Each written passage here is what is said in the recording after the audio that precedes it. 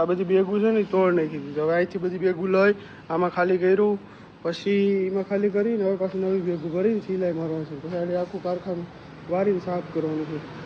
આ લગભગ ઉંદરા કેટલી 2 અહીંયા પડી, 2 અહીંયા પડી, 4-5 વીણું તોડી જાય તો આવી 5 બેગું યાર તોડી નાખી. ત્રાસ થઈ ગયો ઉંદર આવે તો. હવે છે ને ભાઈ ખાસ એક વસ્તુ છે ને, આપણને આ બીજી ત્રીજી વાર આવું છું. એક તો આપણે બોલેરામાં આપણે ઓલા પેચો માર્યા હતા એને લીધે પાછું ઓલું ટાયર ફૂટ્યું હતું, ટાયર ફાટ્યું હતું ટૂંકમાં. ને આ ગાડીમાં બ્રેઝામાં છે ને અંદર ટાયરમાં પેચ મારેલો હતો, ને પછી ટ્યુબ હતું. એટલે ટ્યુબમાં છે ને હવે પેચ ઉખડી ગયો એટલે શું થાય, ટ્યુબ ઉપર દબાવ આવે, હવા તો ગમે ત્યાંથી સર્ક્યુલેટ થવાની છે, નીકળવા માટે કોશિશ કરે છે, એટલે હાંધો ફાળ નાખ્યો. અહીંયા બિઝનેસ થાય, બાકી બિઝનેસ ન થાય. તમારું 100%માંથી 100% તમે બિઝનેસને આપો ને તો તમને બિઝનેસ એમાંથી રિટર્ન પાછું આપે. બાકી બિઝનેસ કંઈ બેઠા બેઠા બિઝનેસ ન થઈ જાય. પેલા કહેવાય ને માલિક બનવા માટે મજૂર બનવું પડે, તો મજૂરની જેમ કામ કરવું પડે. તમે મજૂર બનો ને તો જ તમે માલિક બની શકો. એમનો માલિક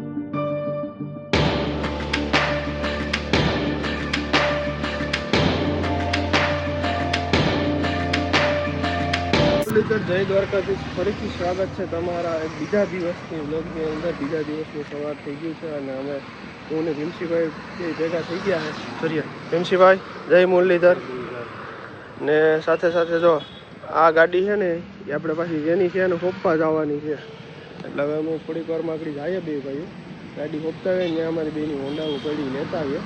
ને આ બુલેટ અહીંયા જો કમ્પ્લીટ થઈ ગયેલું અહીંયા પડ્યું છે, તો તમને થોડીક વારમાં મળી. અને રોબોટનું આજે જે ઓલું રૂસા બનાવવાનું મશીન હોય ને, ઠામ વાસણનું રૂસા બનાવે એ મશીન તો ચાલુ જ છે, રૂસા બને છે. તો એ ગતનું ક્યાંક મૂકીને ભાગી ગયો ગામમાં રખડવા માટે. બાકી હસનભાઈના ગેરેજે કામ ચાલુ છે. આવે બધા ટૂંકમાં એક્ટિવ માણસો છે. બીજું જો અહીંયા G2 મોડલ પડ્યું ક્લીન થા. હા એક G2 મોડલ ત્યાં, એક G2 મોડલ અહીંયા, 2 G2 એકની સાથે. તો મળી હાલો તમને આગળ રસ્તામાં. આમાં કાલ પંચર પડ્યું હતું ને, પંચર કરાવીને પછી અમારે ગાડી દેવા જવાનું છે. લઈને ટાયર પંચર કરાવવાનું બીજા ટાયર આપણું ખોલી ગયું બરોબર. આમ તો ટાયર જોઈએ તો ટાયર પતી જ ગયું. ગાડીનું ટાયર વગર આગળ બધા ટાયર પતી ટાયર ઉપર જોરદારની ગાંઠ આવે. હવે પંચર કરી લઈને પછી ટાયર ચડાવીને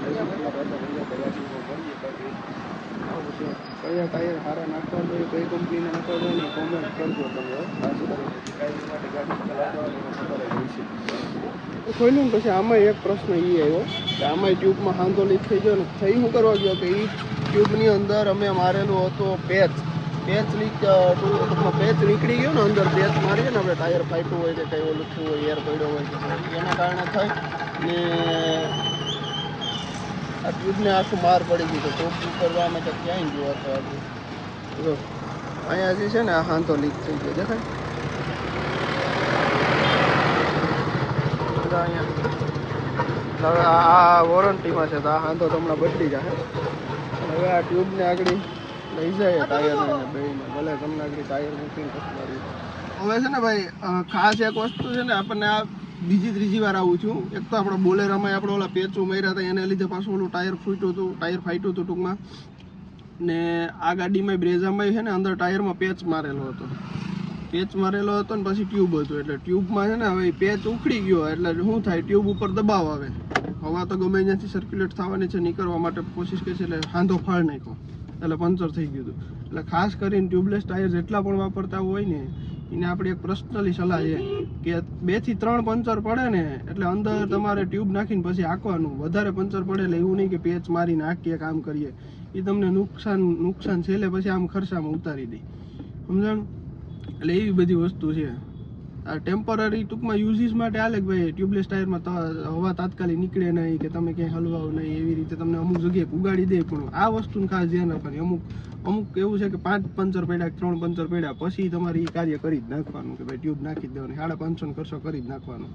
બધી ગાડીઓના અલગ અલગ રેન્જ છે. આ તો અમે અપ્રોક્સિમેટ કહીએ તમને કેટલાનું ટ્યુબ આવતું હોય છે. આવું છે બધું. જો તો શું કેવું ભીમસીભાઈ બાકી તમારું? બરોબર છે ને? જો ભાઈ ભલે હાલો તો તમને પાછા રિટર્ન પ્રેક્ટિકલ થી જ કરવું પડે. હા, જ્યાં સુધી તમને અનુભવ ન થાય ને, ઓલી ઠોકર ન લાગે ને ત્યાં સુધી તમને ખબર ન પડે. એ ઠોકર લાગ્યા સિવાય ન ખબર પડે. આ સંસારનો નિયમ છે, સમજાણું? એટલે આ ઠોકર અમને ટાયરોની ઠોકર તો મને તો સારી લાગે ગઈ, એટલે મને ખબર છે કે આમાં શું થાય. બાકી તાલાળાની ગલીઓમાં જો ભીડ છે થોડીક એવી. કોઈ ગાડી થોડીક મેલી ભરી એટલે ગાડીને ઇગ્નોર કરી, જો ભૂલી જાય જો એવું કંઈ વિચારતા નહીં, દોવડાવી નહીં નામ ને તેમને. બાકી જો શંકર બાબા આદિ યોગી બેઠા છે, તો કરી નાખો જય શંભુ હર હર મહાદેવ નમઃ પાર્વતી પતે હર હર મહાદેવ હર. ફોર વ્હીલ જ્યાં મૂકવાની હતી ત્યાં ફોર વ્હીલ મૂકી દીધી ને હું દિવસે બે પાછા અમારી ટુ વ્હીલો લઈને આવતા થઈ જાય ને આપણે આપણી SF ડિલક્સ ભલી. હવે મારે બે ગાડીઓ ભેગ્યું થઈ જાય. બુલેટે કારખાને પડી એના SF ડિલક્સ એટલે પેલા ઘેર પાછળ પાછળ આવે. આ બધું જંગલ વિસ્તારના જ એરિયા છે. આમ જોજો આ ટૂંકમાં સિટી વાળાને ઓફ રોડિંગ શીખવાનું હોય, ગામડા વાળાને ઓફ રોડિંગ ન હોય. જો આગળ અહીંયા દરિયા ઘેટા અને બકરા, આ બકરી રોડ આવે છે. ભલે હાલો છો મારા કારખાને લઈને ગાડી બનાવવાની છે, તમને બારડની બનાવીને 3 વાગી જાય. મહેન્દ્રભાઈ દુકાને આપણે ચા પાણી પીને આવી જાય ને મહેન્દ્રભાઈ પેલા એ આમ ક્યાંક કેવું પડે બધું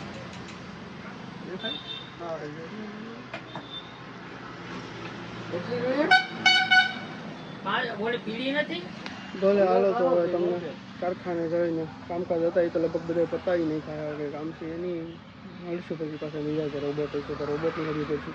રમવો દાંત કાઢે જરીયો રમેશ દાંત કાઢમાં સાનો મનો કામ ધંધા કરી લીધે. મહેન્દ્રભાઈ કામ ધંધા કરીને જો સર્વિસ કાઢે છે. મહેન્દ્રભાઈ બે શબ્દ. મોટા ભાઈ તમારા બિગ ફેન. આનું નામ છે બોલ છે નહીં જોઈજે. હલવાણો એવો ને અટાણે હે બાવળિયા હલવાણા. હવે ગામમાં બોલ્યો તો હલવે, ન બોલ્યો તો હલવે. મારા વીરા વિરલ મહેન્દ્ર રામને અહીંયાથી આટો મારીને આપણે આપણા કારખાને આવી ગયા ને બાજુમાં જોયું તો દેવસી મામા અહીંયા એનું મશીન ચાલુ હતું.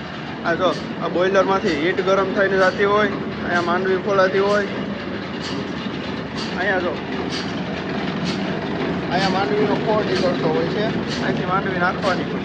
આમાં અંદર આમ ટૂંકમાં હીટ આપેલી હોય ને, ઢીલાઈ જાય પછી અહીંથી તેલ છે ને તેલ અહીંયા તેલ આવે, અહીંથી આમ ડંકીમાં જાય બરોબર. ડંકીમાં જાય અહીંયાથી આ ફિલ્ટરમાં ચડે, ફિલ્ટરમાંથી પાછું આ ફિલ્ટરમાં ચડે ને પછી આ પ્યોર તેલ નીકળે. આ પ્યોર સિંગ તેલ કહેવાય. કેડબરી ડેરી મિલ્ક ને જેટલી પણ ચોકલેટ બને ને આમાંથી બને, આ ખોળમાંથી આમાંથી. આવું છે બધું. આ અમારે એટલામાં ઇન્ડસ્ટ્રીયલ એરિયા થઈ જાય. આ માંડવી તો હાલો તમને આ બધું જોઈ લીધું. આવી રીતનું માંડવીનું તેલ નીકળતું હોય ને આ બધું મોટર ઉપર હાલતું હોય આખો પ્લાન્ટ. અને હીટ દેવી જરૂરી છે એમ, પછી આવી રીતે ખોળ નીકળે બરોબર. અહીં જો હામટા ડબ્બા ભરતી છે, આ બધા તેલના ડબ્બા ભરતી છે. ગણી જો કેટલા છે એટલા ભરાઈ જાય. દેશીમાં બેટા વીરાભાઈ છે, હરમુલ બાપા જ નથી, બાકી બધા હરમુલ બાપા એટલે આપણે મોદી બાપા. હું માંડવી ખાઈ લઉં છું.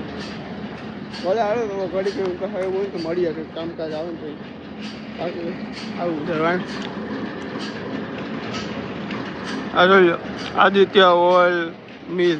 કોઈને પણ શુદ્ધ તેલ લેવું હોય તો અહીંથી લઈ જાય. ઘાણી કટવી હોય તો અહીંયા કટવી જજો, કાઢે છે બરોબર ઘાણી. ભલે આવે તો મળીએ ઘડી. તો બધામાં દેશી મામા ત્યાં આટો મારી લીધો, બધું કામ કરી લીધું. પછી કારખાને આવીને ઓલા ઉંદેડા છે ને મારા ખોળની ગુણ્યું યાર તોડી ગયા. જો આ જોતો નહીં, આ સિત્રે કરી નાખ્યા જોજો. હવે એ ખોળની ગુણ્યું ઠેલવી જાય તો જો અહીંયા બધું ઢોરાઈ ગયું હતું. અહીંથી હવે સાફ સફાઈ કરી, ખોળમાં બધું આમાં કાઢો બારોબાર. હવે આગળ ભેગું ભરવી, કમ્પ્લેટ પાછી સિલાઈ મારીને મૂકવાની છે બરોબર.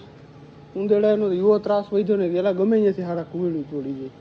મજા આવે ને તોડ નાખે. શું કરવું યાર? ઉંદેડાનો કોઈ રસ્તો હોય ને તો મિત્રો કોમેન્ટ કરો કે એનું કેવી રીતે. આ કહું છું અહીંયા તૂટી ગયો, અહીંયા તોડી ગયા.